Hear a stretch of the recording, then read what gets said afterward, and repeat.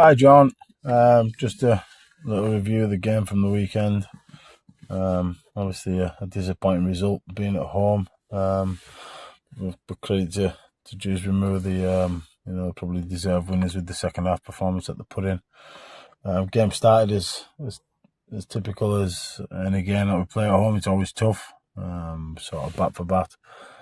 I think the Dewsbury went 4 points ahead. And then I think they probably went 8 points ahead actually at that point. And then we sort of kicked into gear with Connor Williams going over. And then James Messenger, we'd moved into 9 to give Jack Payer a bit of a spell. We'd only have him 1-9 on the bench due to Dylan Morris still suffering from concussion. Well, not suffering from concussion, but still under protocol for 21 days. And then I think Dewsbury got over just before half time to make it sort of 14-10. We come in and we were pretty happy. Our completion rate was high. We were up in about 85% mark. So we were happy. We just knew that we had to be patient with the ball and continue going set for set with them. And then the second half kicked off, and it probably couldn't have started any worse. They scored right off the kickoff. Sort of put them on the front foot, and that was then probably the story of the half, really.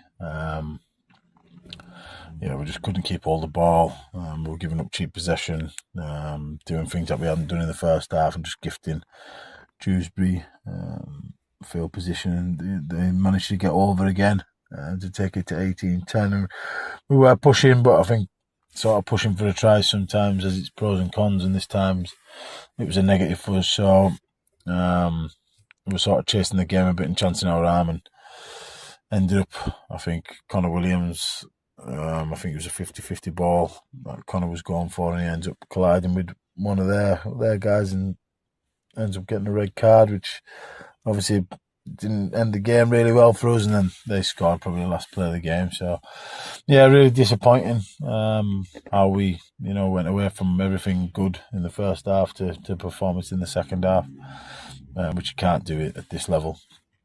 Just not getting bodies in front of tackles, not being very dominant, controlling the ruck, and just allowing Dewsbury easy field position, really. So, but it's one of them ones, probably one that got away from us. I think it's finished 24-10, and sort of a lot of learning from that. It's been a couple of times now, sort of back end of this, or the second half of the season, really, where we've not performed really well in the second half. So that's something that we'll look at.